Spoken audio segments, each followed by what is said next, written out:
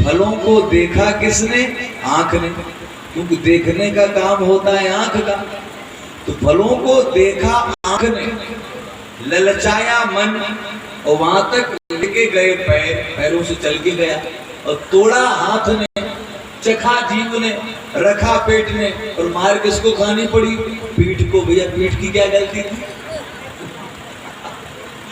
देखा आंख ने, ललचाया मन, लेके गए पैर, तोड़ा हाथ ने, चखा जीभ ने, रखा पेट ने, मार खानी पड़ी पीठ को।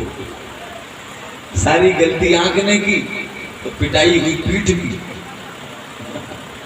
तो ऐसा ही होता है, गलती कोई और करता है, गुनाह कोई और करता है, सदा किसी और को मिलती है। सारा गुनाह किया है किसने? बेटी उषा ने। गलती उसकी है, सजा मिल रही है अनिरुद्ध जी को। श्री अनिरुद्ध जी को बंदी बना लिया गया, और नारद जी जब भगवान के पास में पहुंचे, नारद जी ने जाकर के भगवान सारी बात बताई। महाराज, आपका पौत्र अनिरुद्ध 2 महीने से कैद में पड़ा हुआ है बाणासुर की। भगवान ने कहा, हमारा पुत्र द्वारका से वहां कैसे पहुंचा? सारी बात बताई महाराज, ऐसा ऐसा मामला हुआ। भगवान आए और बाणासुर से भगवान जब आए, भगवान ने शंख बजाया, बाणासुर के कान में आवाज पड़ी। उसने देखा, हमें मालूम पड़ता है किसी ने हमारे ऊपर आक्रमण कर दिया। तो बाणासुर की दृष्टि जब गई तो शंकर जी ने जो ध्वजा दी हुई थी वो ध्वजा झुक गई। समझ गया बाणासुर, आज हमारा इनसे युद्ध हो। आया बाणासुर और भगवान युद्ध करने लगा कृष्ण से। जी बाणासुर शंकर जी का भक्त है, तो बाणासुर ने शंकर जी का ध्यान किया। शिव जी आए अपने भक्त बाणासुर की रक्षा करने के लिए, बाणासुर की तरफ से भगवान कृष्ण से युद्ध करने। एक भक्त के लिए भगवान शंकर में, भगवान द्वारकाधीश में आपस में युद्ध आरंभ हो गया, और अंत में भगवान श्री द्वारकाधीश ने अस्त्र छोड़ा। शंकर जी को जमुआई आने लगी, उसी बीच में सुदर्शन चक्र के द्वारा भगवान ने बाणासुर की सभी भुजाओं को काट दिया। जो शंकर जी ने बाणासुर को भुजाएं दी थी, जिनका अभिमान बाणासुर को हो गया था, भगवान ने चक्र के द्वारा सारी भुजाओं का छेदन कर दिया। केवल 4 भुजाएं शेष रहने दी। शंकर जी ने क्षमा मांगी, बाणासुर ने क्षमा मांगी, युद्ध विराम हुआ, और बाणासुर ने अपनी बेटी उषा का हाथ श्री अनिरुद्ध जी के हाथ में सौंपा। बहुत सारा दहेज दे करके दोनों को द्वारकापुरी के लिए विदा किया। भगवान पौत्र अनिरुद्ध को और पौत्र वधू उषा को साथ में लेकर अपार खुशी मनाई गई। प्रेम से बोलिए भक्त वत्सल भगवान की। इस प्रकार श्री सुखदेव जी ने परीक्षित जी को उषा और अनिरुद्ध जी के विवाह की कथा सुनाई। इसके बाद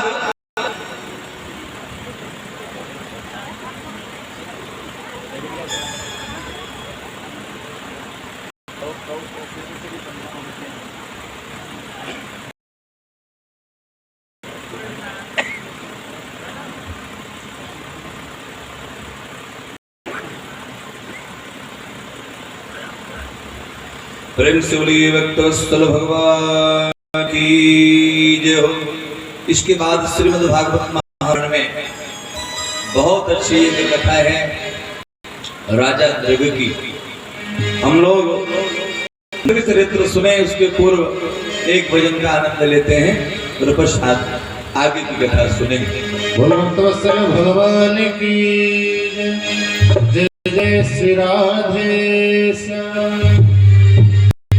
कहो कैसे मैं तेरी बन जाऊं रसिया, बन जाऊं रसिया तो पे आऊं रसिया, बन जाऊं रसिया तो पे आऊं रसिया, हो चली आऊं रसिया, मैं चली आऊं रसिया। कहो कैसे मैं, कहो कैसे मैं तेरी बन जाऊं रसिया, कहो कैसे मैं तेरी बन जाऊं रसिया, कहो कैसे मैं तेरी बन जाऊं रसिया, कहो कैसे मैं तेरी बन जाऊं रसिया, बन जाऊं रसिया तो पे आऊं रसिया, ओ बन जाऊं रसिया तो पे आऊं रसिया, ओ चली आऊं रसिया, मैं चली आऊं रसिया, कहूँ कैसे मैं तेरी बन जाऊं रसिया, कहूँ कैसे मैं तेरी बन जाऊं रसिया।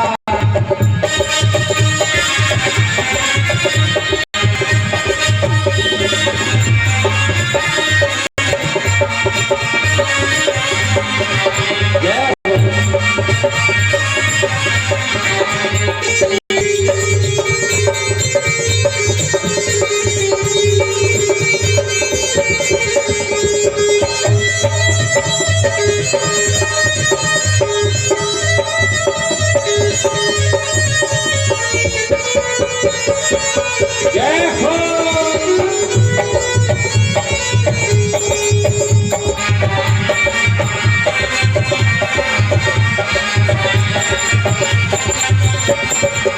नंद नंदन परम उदार मेरे नंद पद पंकज अति सुकुमार तेरे, पद पंकज अति सुकुमार तेरे, नंद नंदन परम उदार मेरे, नंद नंदन परम उदार मेरे, पद पंकज अति सुकुमार तेरे, पद पंकज अति सुकुमार तेरे, ओह कैसे मैं शीश झुकाऊं रसिया, ओ कैसे मैं शीश झुकाऊं रसिया, तो पे आऊं रसिया, ओ चली आऊं रसिया, कहूँ कैसे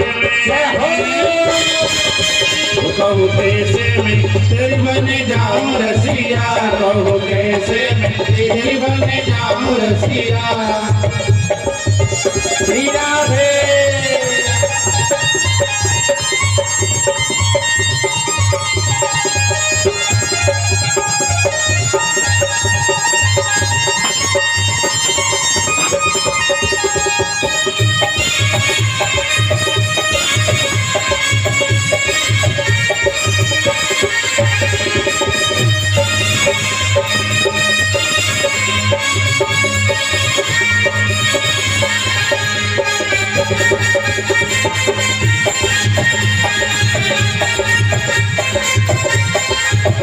मेरे जप तप संयम नेम नहीं, मेरा जप तप संयम नेम नहीं, मेरा मीरा जैसा प्रेम नहीं, मेरा मीरा जैसा प्रेम नहीं, मेरे जप तप संयम नेम नहीं, मेरा जप तप संयम नेम नहीं, मेरे मीरा जैसा प्रेम नहीं, मेरा मीरा जैसा प्रेम नहीं, ओह कैसे मैं तुमको रिझाऊं रसिया, कहो कैसे मैं तुमको रिझाऊं रसिया, तो पे आऊं रसिया, ओ चली आऊं रसिया,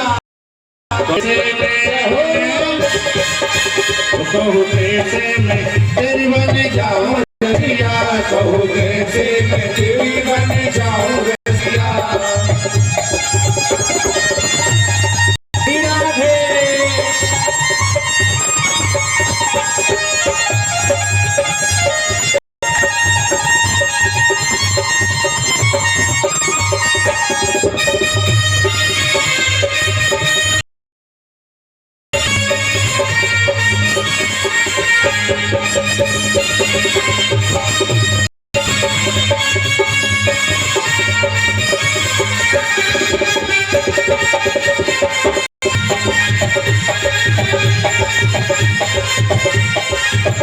मेरे प्रीति का भंडार नहीं, मेरे प्रीति का भंडार नहीं, ब्रज गोपिन जैसा प्यार नहीं, ब्रज गोपिन जैसा प्रीति का भंडार नहीं, मेरे प्रीति का भंडार नहीं, ब्रज गोपिन जैसा प्यार नहीं, ब्रज गोपिन जैसा प्यार नहीं, कहो कैसे मेरा सिर चाऊं रसिया, कहो कैसे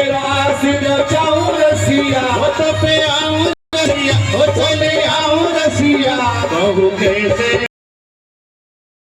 मैं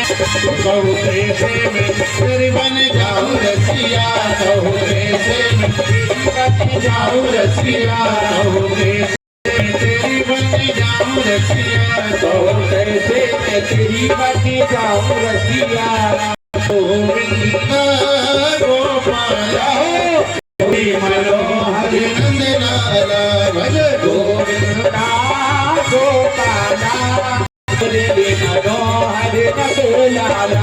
मेरो नंद लाला मेरो गोपाला, मेरो नंद लाला मेरो गोपाला, गोविंद गोपाला मुरली मनोहर नंद लाला, भज मुरली मनोहर नंद लाला, मेरो बोले बिहारी नंद लाला। बोलो के बिहारी लाल की जय, जय जय श्री राधे श्याम। इसी बीच में दानदाताओं ने दान दिया है 251 रुपए। श्रीमान धन्नू जी ठेकेदार दान दे रहे हैं, बहुत बहुत धन्यवाद। 500 रुपए श्रीमान शेखर जी सनौर बेगम जी खेड़ा मोहल्ला निवासी दान दे रहे हैं, बहुत बहुत धन्यवाद।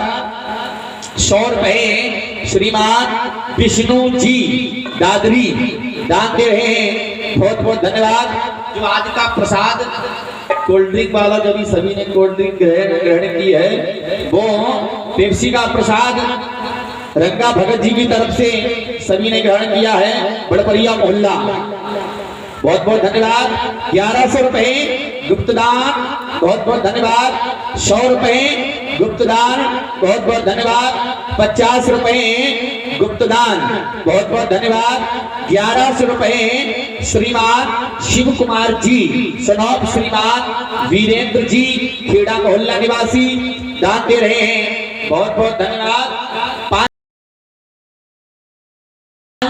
कबर सिंह जी खेड़ा मोहल्ला निवासी, मैं भगवान से प्रार्थना कर रहा हूँ ये सभी भक्त फूलों की कलियों की तरह हंसते हुए और मुस्कुराते हुए सभी दानदाता ऐसे ही धार्मिक कार्य में दान देते रहे और भगवान इनका भंडार भरते रहे। बोलिए वृंदावन बिहारी लाल की। सुदेव जी ने कहा राजन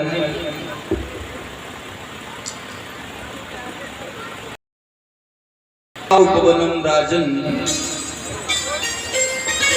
जगमुर यदु कुमार का विहरतुम शाम प्रद्युम्न चारु धाम गदाया। एक दिन द्वारिका के एक उपवन में कुछ यदुवंशी बालक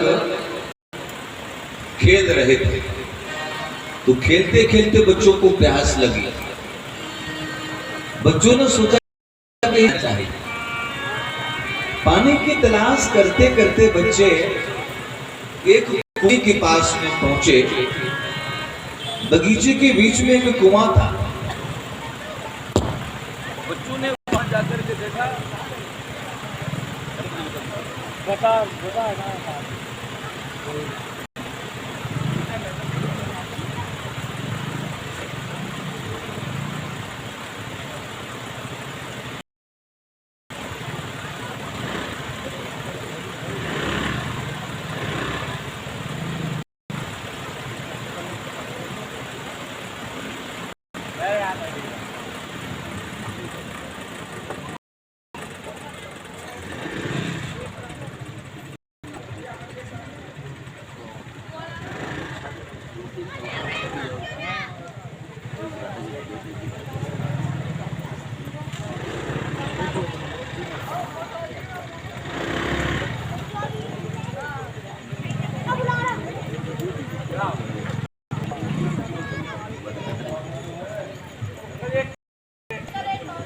जल्दी गया करो, इतना देर थोड़ी होता है, तब तो 4 बजे जा रहा है।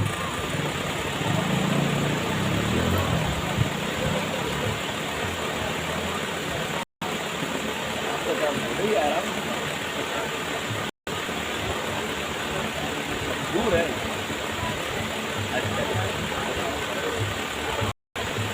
अरे छोरा जल्दी आ।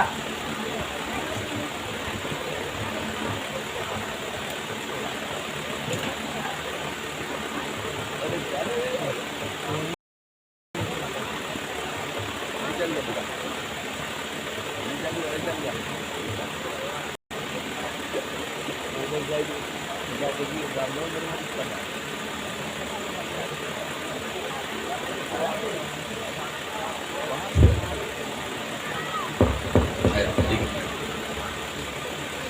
से बोलिए भक्तवत्सल भगवान की, द्वारिकाधीश भगवान की जय हो। आइए तो द्वारिका के उपवन में यदुवंशी बालक खेल रहे थे। खेलते खेलते बच्चों को प्यास लगी। बच्चों ने देखा एक कुएं के पास में एक गिरगिट पड़ा हुआ है। बच्चे घबरा गए उसको देख करके भगवान के पास में पहुंचे। महाराज जल्दी चलो। है जब भगवान आए, भगवान ने जैसे ही उस गिरगिट का स्पर्श किया, परमात्मा का स्पर्श पाते ही वो विशाल गिरगिट जो था वो एक देवता बन गया। उसने भगवान को प्रणाम किया। भगवान ने कहा भाई आपका परिचय, आप कौन है? तब उसने अपनी कथा सुनाई। बोले महाराज नृगो नाम नरेंद्रो हम विच्छ्वा पुतनया प्रभो। हे स्वामी मैं पूर्व जन्म में का एक राजा था। मेरे पिता का नाम था इक्ष्वाकु। मैं इक्ष्वाकु वंशी राजा था। मेरा नाम था नृग। तो महाराज जब आप दानियों की लिस्ट देखेंगे तो दानियों में सबसे आगे आपको हमारा नाम मिलेगा। हम बहुत बड़े दानी थे। ब्राह्मणों को हम गाय दान में दिया करते थे। तुम झूठ बोल रहे हो। बोले क्यों? जब तुमने इतने गायों का दान दिया है ब्राह्मणों को तो तुमको सदगति मिलनी चाहिए। तुम तो गिरगिट बन गए। इसका मतलब क्या है? यदि तुमने गाय दान दी होगी तो व्रत गाय का दिया होगा। आजकल लोगों की ऐसी मानसिकता हो गई है जब तक गाय दूध देगी तब तो देना बंद हो गया। वो पंडित जी को दे दो। जो किसी काम का नहीं वो पंडित जी का है। पर जी लोग कथा में ऐसे ऐसे नोट चढ़ाते हैं, मैं आपको क्या बताऊं। एक बार हमारी कथा में किसी सज्जन ने 7 का नोट चढ़ाया। 7 का नोट आपने देखा है? नहीं देखा? देख लो।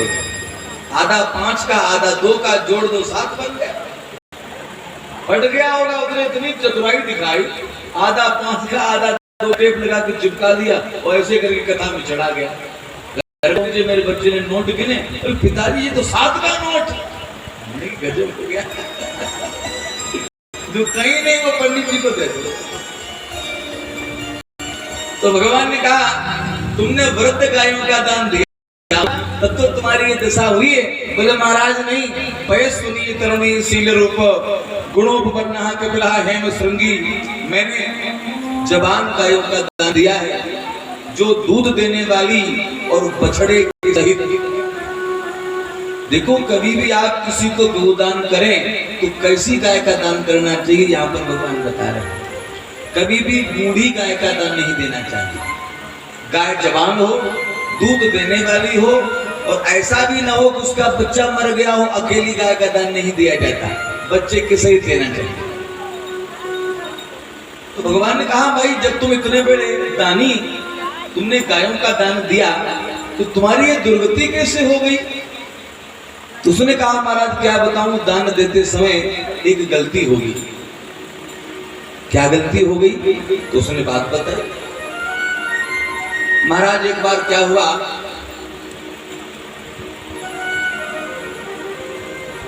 एक ब्राह्मण की गाय खुलकर के हमारी गौशाला में आ गई। मैंने जान नहीं पाया कि किसी ब्राह्मण की गाय है, क्योंकि हमारी गौशाला में हजारों गाय थी। हुआ ये, प्रातः काल हुआ, एक ब्राह्मण देवता हमारे यहाँ दान लेने के लिए आए और संयोगवश वही गाय मैंने पंडित जी को दान कर दी जो गाय आई थी। ब्राह्मण देवता गाय को लेकर के जा रहे थे और वो पंडित जी अपनी गाय को ढूंढते हुए आ रहे थे जिनकी गाय खो गई थी। मार्ग में जब आए पंडित जी ने अपनी गाय को देखा तो पहचान लिया, बोले भैया ये तो मेरी गाय है। पंडित जी ने कहा तुम्हारी गाय, हम तो अभी भी दान में लेके आ रहे हैं। उसने कहा नहीं भैया ये मेरी गाय है। उसने कहा नहीं हम ये दान में लेके आ रहे हैं। अब देखो दोनों पंडित उस गाय के पीछे लड़ने लगे, एक कहे कि हमारी और दूसरा कहे कि हमारी, और बात दोनों सत्य कह रहे हैं लेकिन मामला कुछ और है। दोनों में लड़ाई शुरू हो गई। अंत में दोनों ने कहा भैया एक गाय के पीछे हम लोग यदि आपस में लड़ेंगे तो औरों का क्या होगा, ऐसा करो जिस राजा ने ये गाय का दान दिया है उसी राजा के पास में चलते हैं और राजा जो निर्णय कर देगा हम भी मान लेंगे, आप भी मान लेना। बोले बिल्कुल ठीक है।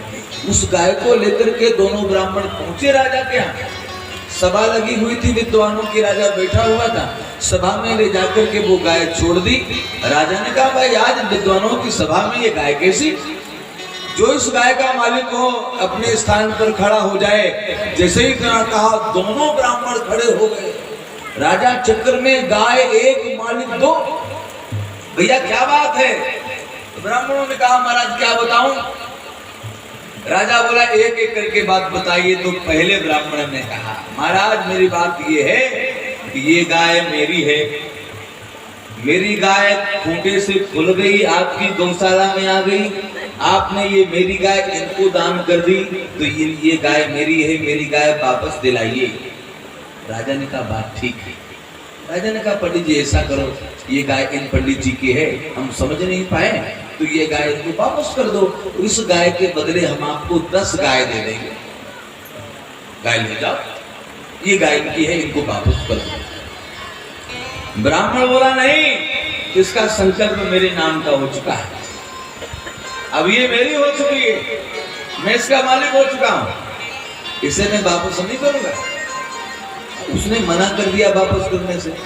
राजा ने अब उन पंडित जी से कहा महाराज ये नहीं मान रहे, वापस नहीं करे तो ऐसा करो, आप तो समझदार हो, ये गाय इनके पास बनी रहने दो, इसके बदले में आप 100 गाय ले जाओ। फिर राजा था, कोई कमी तो थी नहीं। राजा ने सोचा कि पंडितों की लड़ाई बंद हो जाए, आप 100 गाय ले जाओ। उस ब्राह्मण ने कहा नहीं, मैं कोई लोभी लालची ब्राह्मण थोड़ी हूं, अरे मैं दान नहीं लेता, ये गाय मेरी है, मुझे यही गाय चाहिए। अब देखो उस समय के पंडित लोग भी ऐसे थे। अब आजकल के पंडित जी होते तो तुरंत मामला तय हो जाता, एक के बदले 100 मिल रही कौन छोड़े। ब्राह्मण बोला नहीं भैया आपकी 100 नहीं चाहिए, एक यही चाहिए।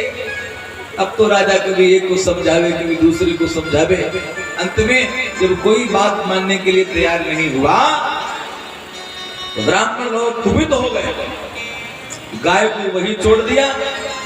ये कैसा राजा है, इसको निर्णय करना नहीं आता, बार बार अपनी बात बदल रहा है, कभी हमें समझा रहा है कि हम मान जाएं, कभी तुम्हें समझा रहा है तुम मान जाओ। ऐसी गाय ऐसा दान हमें नहीं चाहिए। वही गाय छोड़ करके दोनों ब्राह्मण अपने अपने घर चले गए। राजा की गलती रही, उस संकल्पित गाय को राजा ने अपनी गौशाला में ही रखा। समय आने पर राजा की गौशाला में वो गाय मर गई। थोड़े समय के बाद राजा की मृत्यु हुई। राजा जब धर्मराज सभा में पेश किया गया, धर्मराज ने कहा बताओ आपको होना है।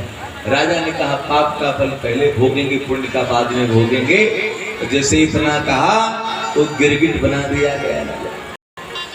आज सुने भगवान को पूरी कथा बताई। महाराज जरा सी गलती हो गई, मैं ब्राह्मणों के साथ बस गिरगिट बन गया हूं, आपने हमारा उद्धार कर दिया।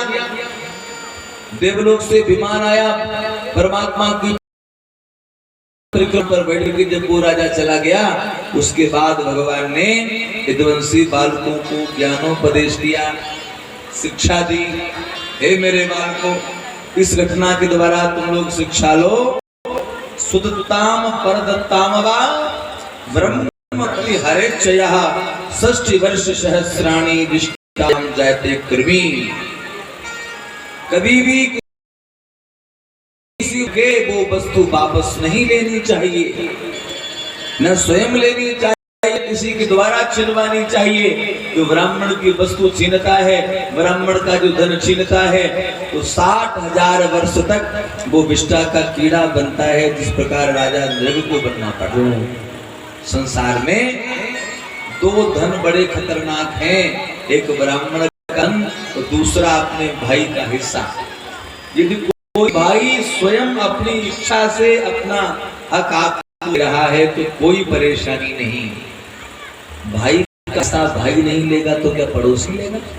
कभी कभी ऐसा है, मान लीजिए दो भाई हैं, एक भाई की पढ़ाई अच्छी हो गई, वो भाई चला गया विदेश, वहीं सेट हो गया। अब विदेश छोड़ करके यहाँ आवे, उसने फोन किया छोटे भैया के पास, भैया अब हम तो यहीं रहेंगे और गांव वाला सब आप संभालो।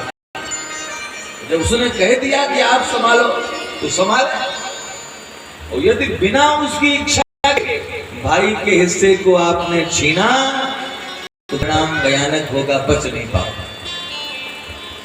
गोस्वामी जी श्री रामचरितमानस में एक पावन पंक्ति लिखते हैं कि जननी समझा नहीं नारी, जननी समझा नहीं नारी, जननी समझा नहीं नारी, जननी समझा नहीं नारी, धन पराओ विष ते विष भारी।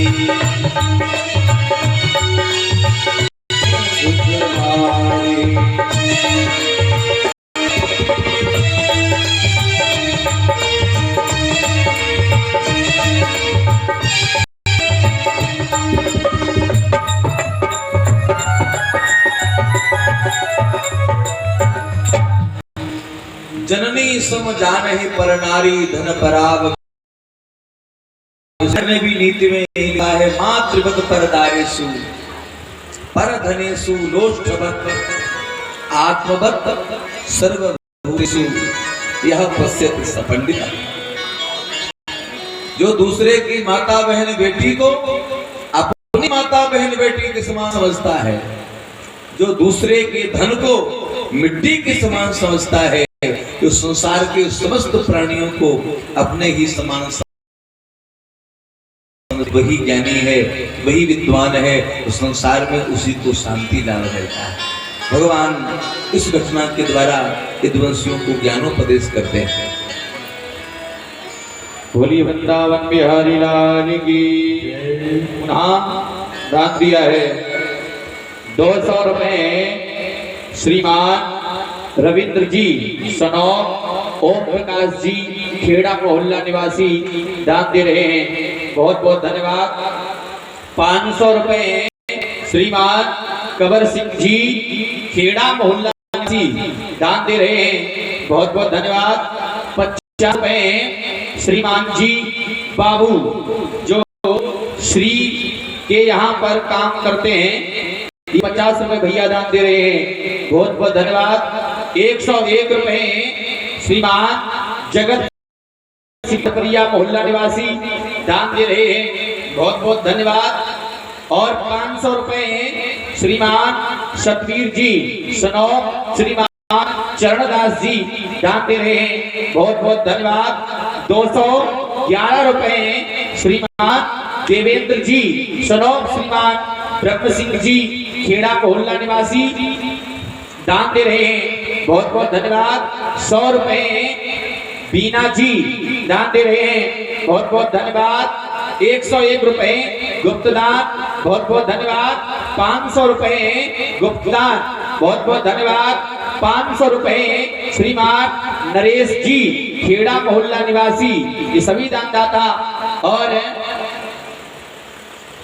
100 रुपए सुरेंद्र खेड़ा मोहल्ला निवासी, ये सभी दानदाता श्रीमद् भागवत कथा में दान दे रहे हैं। भगवान से प्रार्थना कर रहा हूँ इनकी मनोकामना पूर्ण हो और घर में भंडार भरते रहे। बोलिए वृंदावन बिहारी लाल की। सुखदेव जी ने परीक्षित जी को इस प्रकार राजा नरक की कथा सुनाई और इसके बाद भागवत में एक बहुत अच्छा प्रसंग है पांडवों के राजसूय यज्ञ की कथा।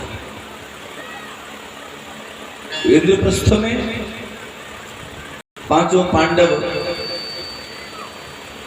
विचार करते हैं कि भैया हम लोग एक यज्ञ करें। देखो, जीवन में प्रत्येक व्यक्ति को कोई शुभ कार्य करना चाहिए, यज्ञ करना चाहिए, कथा भागवत आदि करानी चाहिए, रामायण का पाठ कराना चाहिए, सत्संग का आयोजन करना चाहिए, भगवान का अनुष्ठान कराना चाहिए। तो पांडवों ने कहा कि मेरे मन का विचार है कि हम लोग एक यज्ञ करें, ऐसा विशाल एक सारी दुनिया में मेरा नाम हो जाए। ठीक है। तो धर्मराज युधिष्ठिर ने एक दूत को भगवान के पास में भेजा, द्वारिकाधीश के पास। जाओ, जाकर के भगवान को निमंत्रण दे देना, उनको ये कहना कि पांडव लोग राजसूय यज्ञ करना चाहते हैं और उस यज्ञ में उनकी उपस्थिति अनिवार्य है। जब तक वो नहीं पधारेंगे, भगवान नहीं पधारेंगे, तब तक हमारा यज्ञ संपन्न नहीं होगा। ठीक है। दूत गया, दूत ने जाकर के भगवान को समाचार दे दिया, महाराज पांडव लोग राजसूय यज्ञ करना चाहते हैं, आपको आना पड़ेगा, आपको अवश्य बुलाया है। तो भगवान ने कहा जाओ, जाकर के पांडवों को कहना कि वो अपने यज्ञ की तैयारी आरंभ करें, समय आने पर मैं जरूर आऊंगा। दूत ने आकर के खबर दी, भगवान आएंगे। पांडव लोग यज्ञ की तैयारी करने लगे। सब समय आया, भगवान द्वारकाधीश पधारे। पांचों पांडवों ने परमात्मा का भव्य स्वागत किया। तो स्वागत सम्मान संपन्न हो गया। अब भगवान ने कहा, हे धर्मराज, एक बात बताइए कि राजसूय यज्ञ जो है वही व्यक्ति कर सकता है जिसके पक्ष में देश के सारे राजा हो जाएं। क्या सारे राजाओं को तुमने जीत लिया? सारे राजा आपके पक्ष में हैं। युधिष्ठिर जी ने कहा, एक राजा को छोड़ करके शेष सारे राजा हमारे पक्ष में हैं। मैंने महाराज बड़ी कोशिश की, उस राजा को मैं जीत नहीं पाया। भगवान ने कहा, वो कौन राजा है? युधिष्ठिर जी ने कहा, उसका नाम है जरासंध। मैंने जरासंध पर विजय प्राप्त नहीं कर पाई, सबको मैंने जीत लिया है। तो भगवान बोले, जब तक जरासंध पर विजय प्राप्त नहीं करोगे तब तक ये यज्ञ नहीं होगा। पांडवों ने कहा, महाराज मैंने बड़ी कोशिश की, लेकिन जरासंध को परास्त करने में हम समर्थ नहीं हो सके। यदि आपकी हमें मदद मिल जाए तो शायद हम जरासंध पर विजय प्राप्त कर लें। भगवान ने कहा, कोई बात नहीं, आपने हमारी सहायता मांगी है तो हम आपकी सहायता अवश्य करेंगे। ऐसा करो अर्जुन, तुम अपना ये गांडीव रख दो और तुम ब्राह्मण बन जाओ। भगवान ने कहा, तो अर्जुन ब्राह्मण बन गए। और ब्राह्मण बनने में कितनी देर, चोटी रखा लो, तिलक लगा लो, पंडित बन गए, ब्राह्मण बन गए। और नकली ब्राह्मण, असली थोड़े। अर्जुन ब्राह्मण बन गए। और फिर भगवान ने भीम से सिखाया, भीम ऐसा करो, तुम भी अपनी ये गदा रख दो, तुम देखने में मोटे ताजे अच्छे लगोगे, तुम भी ब्राह्मण बन जाओ। तो भीमसेन भी ब्राह्मण बन गए और स्वयं भगवान द्वारकाधीश ब्राह्मण बन गए। देखो, भगवान ये जानते थे कि जरासंध बहुत बड़ा ब्राह्मण भक्त है। जरासंध का ये नित्य का नियम था कि प्रातः काल की पवित्र वेला में जो भी ब्राह्मण जरासंध के द्वार पर आकर के जो चीज मांगता था, जरासंध वही देता था। ये बल था जरासंध के पास, तभी पांडव उसको हरा नहीं पाया। भगवान जानते हैं, तो भगवान ने सोचा जरूर उसका फायदा उठाया जाए। तो भगवान भी ब्राह्मण बन गए, भीम ब्राह्मण बन गए, अर्जुन ब्राह्मण बन गए। तीनों ब्राह्मण बनकर के प्रातः काल की पवित्र वेला में जरासंध के द्वार पर पहुंचे। जरासंध सूर्य भगवान को नमस्कार करने के लिए आया। जब देखा, द्वार खोला तो सवेरे सवेरे तीन तिलकधारी ब्राह्मण खड़े। तीन ब्राह्मणों को एक साथ देख करके घबरा गए।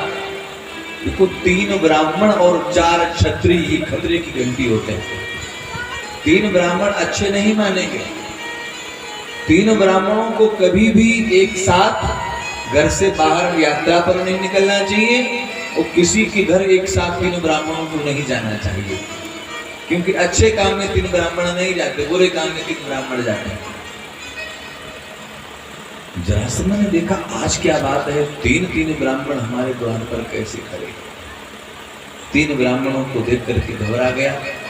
हे ब्राह्मण देवताओं, आपके चरणार बिंदों में मैं जरासंध प्रणाम कर रहा हूं, हमारा प्रणाम स्वीकार करो और ये बताओ आज आप लोग हमारे दरवाजे पर क्यों आए हो, क्या लेने आए हो?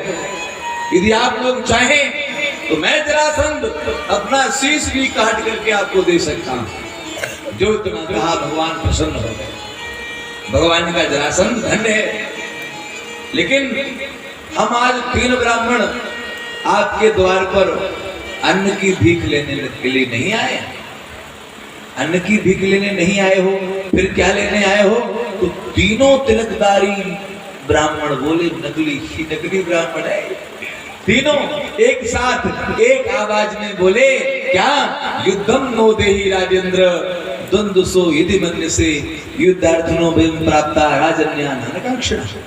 हे राजन, हम ब्राह्मण अन्न की भीख लेने के लिए नहीं आए हैं, युद्ध की भीख दो, हमारे साथ में युद्ध करो। अब जरासंध चक्र में पड़ गया कि जिन ब्राह्मणों के हाथ में शास्त्र शोभा देता है, शास्त्र को छोड़ करके शस्त्र उठाना चाहते हैं, ये कैसे ब्राह्मण है? हमें कुछ गड़बड़ लग रही है। जरासंध बोला, पहले आप लोग अपना परिचय, हमें शंका हो रही है, आप ब्राह्मण नहीं हो। जैसे इतना कहा तो भगवान थोड़ा उनकी हंसी निकल गई। भगवान जब मुस्कुराए, जरासंध भगवान की मुस्कान को देख करके पहचान गया। जरासंध ने कहा, हमें मालूम पड़ता है आप कोई ब्राह्मण नहीं है, आप द्वारकाधीश कृष्ण है। भगवान ने कहा, जरासंध तुम्हारा तीर निशाने पे लगा, मैं ब्राह्मण नहीं हूं, मैं कृष्ण हूं। अच्छा, अब जरासंध बोला, हमारा संदेह ठीक। अब ये दोनों भी हमें ब्राह्मण नहीं लग रहे, ये दोनों कौन है? तो भगवान ने कहा, ये भी कोई ब्राह्मण नहीं है, इसका नाम अर्जुन है। अर्जुन?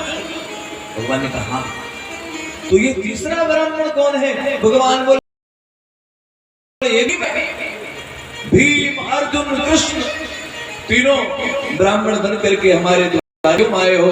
भगवान ने कहा, बता चुके हैं, युद्ध करना, युद्ध करो। तो जरासंध ने कहा, कृष्ण, युद्ध को छोड़ करके तुम हमारे सामने से भाग चुके हो, इसलिए द्वारा हम तुमसे युद्ध नहीं कर सकते। कल की कथा में हमने आप सुन रहे थे, जरासंध ने 6 बार आक्रमण किया ना मथुरा पर, और भगवान ने 6 बार जरासंध को हराया, लेकिन 8वीं बार जब जरासंध ब्राह्मण सैनिकों को साथ में लेकर के तो भगवान भाग गए। तो जरासंध बोला, तुम हमारे सामने से भाग चुके हो मैदान छोड़ करके, इसलिए तुम्हारे साथ दोबारा हम युद्ध नहीं कर सकते।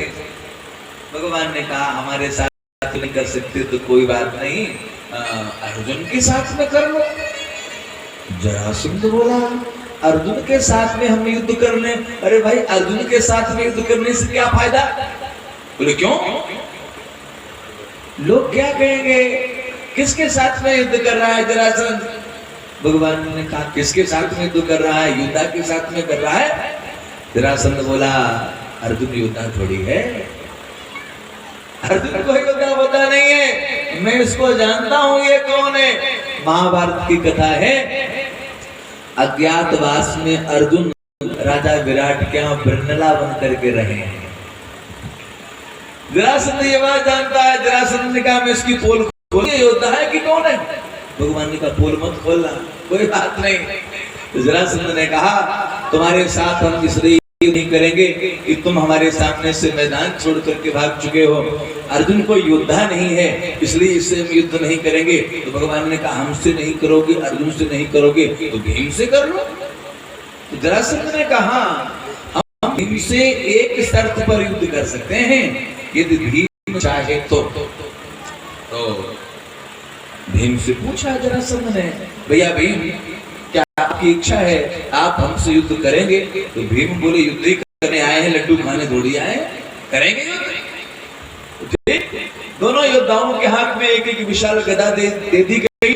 दोनों योद्धा गदा लेकर के मैदान में आए और आपस में युद्ध होने लगा। भीमसेन में जरासंध में जब गदा युद्ध हुआ, 27 दिन तक युद्ध चला। लेकिन 27 दिन के युद्ध में न तो भीम हार मानने को तैयार, न जरासंध हार मानने को तैयार। दोनों योद्धा हैं। देखो युद्ध का नियम क्या था, युद्ध कैसे होता था। थोड़ा जल्दी बेटा।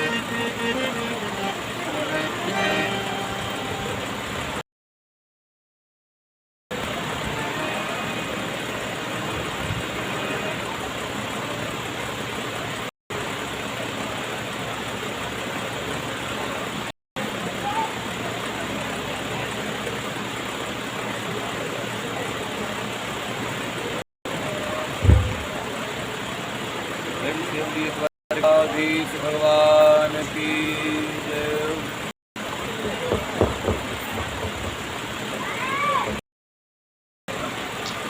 आइए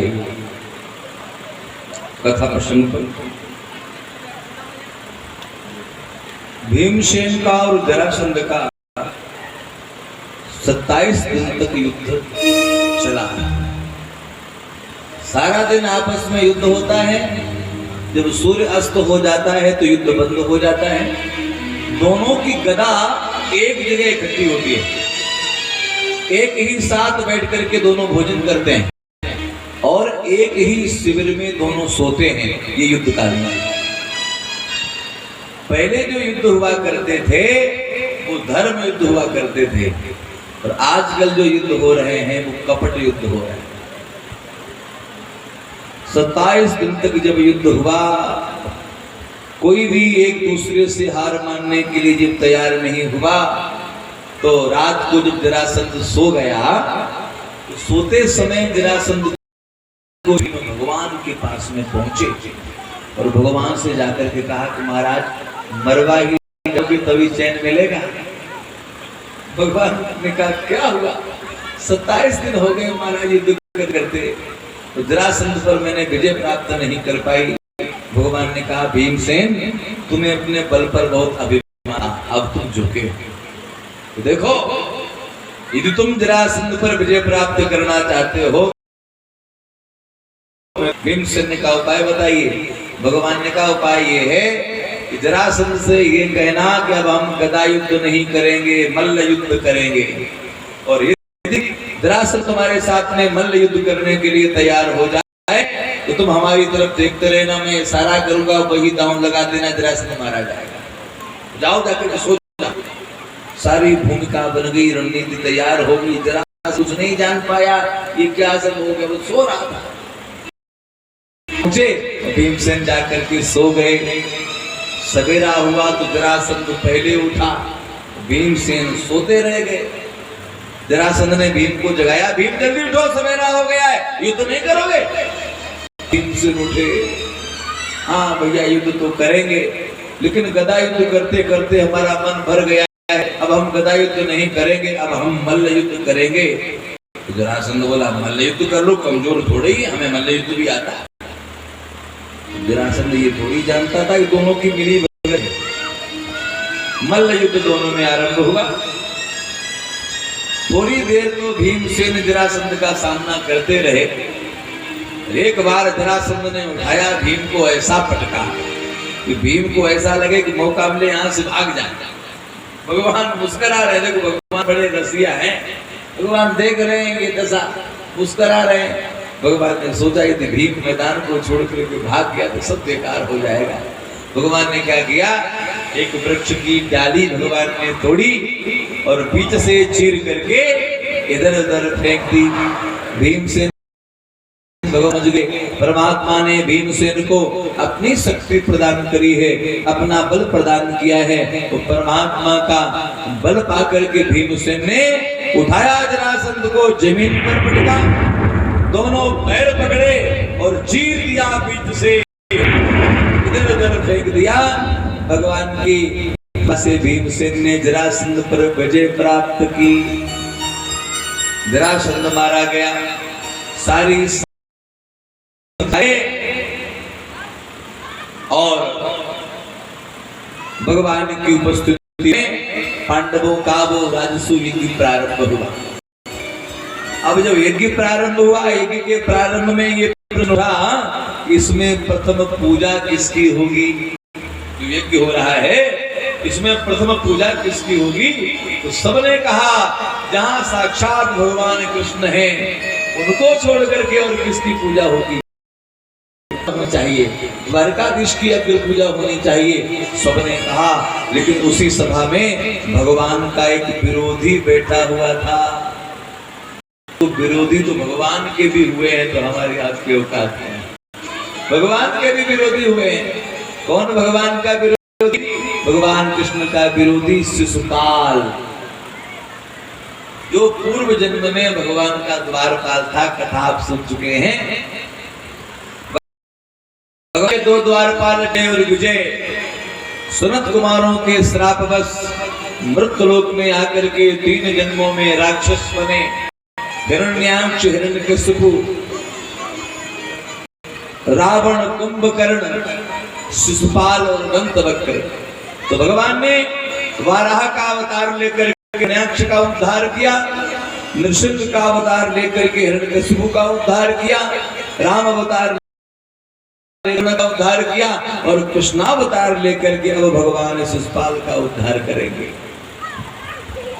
जन्म में ये भगवान का द्वारपाल है, लेकिन इस जन्म में इसका संबंध है भगवान से। ये जो शिशुपाल है भगवान की सगी बुआ जी का लड़का था। शिशुपाल जब पैदा हुआ था तो जन्मते समय शिशुपाल के 3 नेत्र थे और 4 भुजाएं थी। ज्योतिषियों ने में जाने पर 1 नेत्र और 2 भुजा गायब हो जाएगी, वही शिशुपाल को मारा। सब लोग देखने के लिए आए और एक दिन भगवान कृष्ण भी आए अपनी बुआ जी के घर के लिए। तो भगवान की बुआ ने शिशुपाल को भगवान की गोद में दिया, लो भैया को खिला लो। जो शिशुपाल भगवान गोविंद की गोद में पहुंचा, ऐसा चमत्कार भगवान की गोद में जाते ही तो बुझा गायब हो गई शिशुपाल की। बुआ जी रोने लगी। भगवान ने कहा बुआ जी क्या हुआ, काहे को रो रही हो? तो बुआ जी ने कहा कन्हैया क्या भैया का काल है, क्या तुम ही शिशुपाल को मारोगे? भगवान ने कहा हम समझे नहीं। तो कहा एक ज्योतिषी ने हमें बताया था कि जिसकी गोद में जाने पर 1 नेत्र और 2 भुजा गायब हो जाएगी, वही शिशुपाल को मारेगा। तुम्हारी गोद में जो मैं तो 1 नेत्र 2 भुजा गायब हो गई, हमें ये डर है, क्या तुम शिशुपाल के काल हो, हमारे द्वारा इसकी मौत होगी? तो भगवान ने कहा बुआ जी चिंता मत करो, हम आपके सामने संकल्प करते हैं, हम आपको वचन देते हैं, यदि हमारा भाई शिशुपाल हमें 100 गालियां भी देगा हम क्षमा करेंगे, लेकिन 100 के आगे यदि बोलेगा फिर हम नहीं छोड़ेंगे। ऐसा कह भगवान चले गए। शिशुपाल कुछ बड़ा हुआ और शिशुपाल को जब ये बात पता लगी कि कन्हैया मेरा काल है, भगवान से द्वेष करने लगा। और जहां भी भगवान मिल जाए ये गिन करके 100 गाली दे, क्योंकि भगवान वचनबद्ध है 100 अपराध क्षमा करेंगे। अब गाली सुनने के भी सीमा होती, कब तक गाली सुनी जाए? कुटिल वचन साधु सहे सबसे सहा न जाए। जहां भगवान मिल जाते शिशुपाल को गिन करके 100 गालियां भगवान को दे, गाली सुनते सुनते भगवान परेशान ऐसे वचनबद्ध हो गए आज शिशुपाल भगवान के चक्कर में फंस गया। पांडवों की सभा में सबने कहा कृष्ण की पूजा होनी चाहिए, शिशुपाल खड़ा हो गया, कदापि नहीं, मैं इसके विरोध में हूं, इसकी पूजा बिल्कुल नहीं होनी चाहिए। तो लोगों ने कहा भाई इसके तरह से कौन सी कमी है जो इनकी पूजा नहीं होनी चाहिए। शिशुपाल बोला अच्छा ही कौन सी है जो पूजा होनी चाहिए। आज तो लगना इसका होगा, ये गोकुल का ग्वाला है, बनवन इसने गाय चराई, गाय चराने वाला है, कहाँ पे जन्मा किसने पाला, कहाँ का रहने वाला है, तो सूरत इसकी भोली भाली, दिल तो इसका काला है। आज तो लगना इसका होगा, ये गोकुल का ग्वाला है, चोर है, इसकी कोई पूजा होनी चाहिए। भगवान सुन रहे हैं, क्या करें, 99 गालियां पूरी हो गई, खड़े हो गए, भैया शिशुपाल अब होश में बोलना, अब सीमा समाप्त होने वाली है। शिशुपाल नहीं माना, 100 पूरे हो गए। भगवान ने कहा आगे जवान बुली चक्र छूटेगा, फिर मत कहना मैंने क्या किया। विनाश काले विपरीत बुद्धि, भगवत प्रेमियों, जैसे ही शिशुपाल ने आगे भगवान को गाली दी, परमात्मा का छोटा सुदर्शन, और सुदर्शन ने जाकर के शिशुपाल का शीश काट दिया। इसके शरीर से दिव्य ज्योति निकली है, भगवान में मिले हो गई, सब भगवान की जय जयकार करने लगे। प्रेम से बोलिए द्वारकाधीश भगवान की जय। भगवान ने शिशुपाल का वध किया, अपने द्वारपाल का भगवान ने उद्धार किया। भगवान का परमात्मा की उपस्थिति में पांडवों का राजसूय यज्ञ संपन्न हुआ। सब देवता, सारे ब्राह्मण यज्ञ के फल को पाकर के, दक्षिणा लेकर के, पांडवों को आशीर्वाद दे करके जय जयकार करते हुए चले गए। इस प्रकार श्री सुखदेव जी ने परीक्षित जी को पांडवों के राजसूय यज्ञ का वर्णन किया। राजन, भगवान कृष्ण इतने बड़े ब्राह्मण भक्त हैं, भगवान इतने दयालु हैं। एक दीन सुदामा आया था, उपहार में तंदुल लाया था, उस रंग को राजा बना दिया। राधा के पिया, राधा के पिया, भक्तों के लिए क्या क्या ना किया। राधा के पिया, राधा के पिया ने अपने मित्र दीन सुदामा के ऊपर बहुत कृपा करी है। भगवान इतने करुणा सागर हैं। आइए कृष्ण और सुदामा जी के मिलन की पावन कथा में आपने सुना। श्री सुखदेव जी परीक्षित जी को भगवान के परम सखा श्री सुदामा जी का सुंदर चरित्र सुनाते हैं। सुदामा चरित्र की पावन कथा हम लोग सुने। 2 मिनट के लिए पूर्व हरिनाम संकीर्तन की पावन कथा सुनते हैं।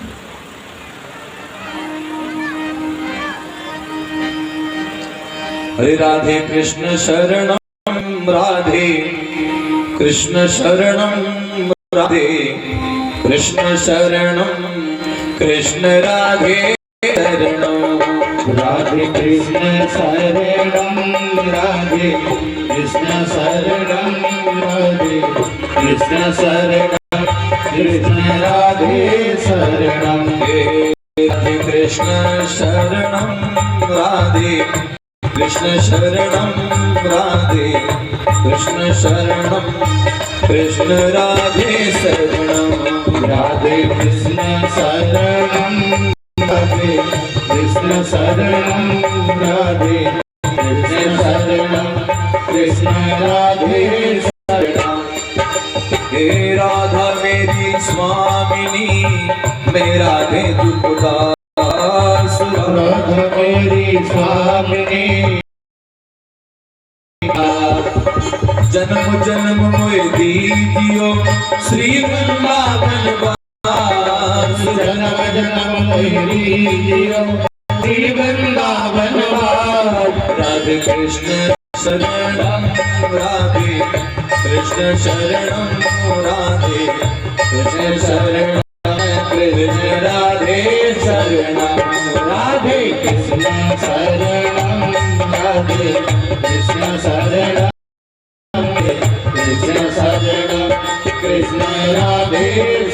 हे राधे कृष्ण शरणं राधे कृष्ण शरणं राधे कृष्ण शरणं कृष्ण राधे शरणं राधे कृष्ण शरणं राधे कृष्ण शरणं राधे कृष्ण शरणं कृष्ण राधे प्रेम से बोलिए द्वारकाधीश भगवान की जय। श्री सुदामा जी महाराज की जय।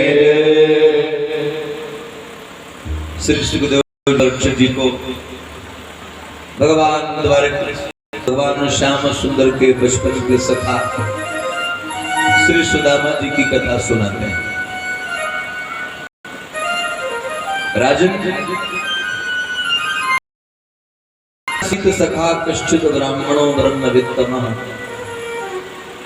विरक्त इंद्रियार्थेषु प्रशांतात्मा जितेंद्रिय। भगवान श्री कृष्ण के एक मित्र थे बचपन के, जिनको हम लोग श्री सुदामा जी के नाम से जानते हैं। देखो, भगवान ने अपने जीवन में 3 मित्र बनाए हैं। 3 घनिष्ठ मित्र थे भगवान के, कृष्ण के। कौन? अर्जुन, उद्धव और सुदामा।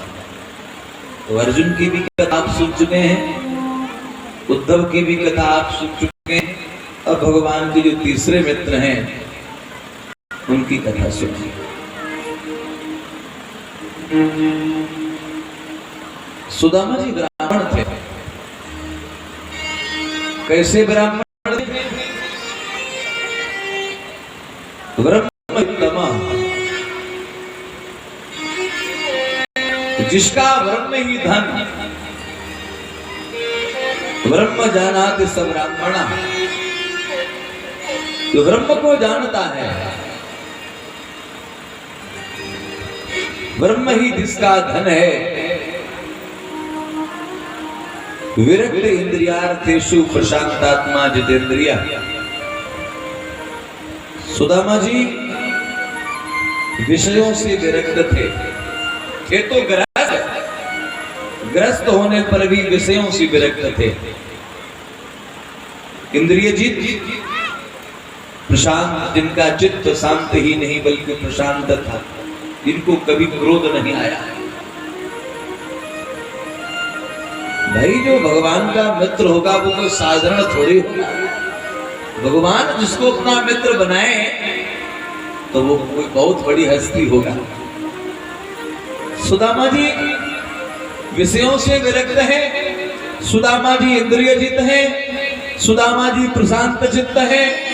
इस सुदामा जी की खूबी है विश्लेषण है सुदामा जी का। और ऐसे ब्राह्मण जिनकी पत्नी भी महान पतिव्रता थी।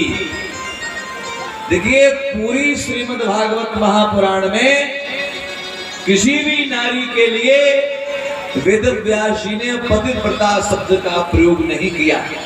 केवल ब्राह्मण की पत्नी के लिए पतिव्रता शब्द का प्रयोग भागवत में आया।